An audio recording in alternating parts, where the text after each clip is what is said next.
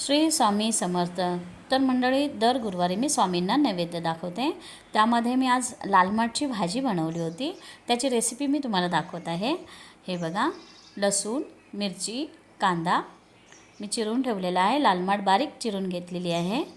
आता मी एका कढईमध्ये तेल गरम करत ठेवते.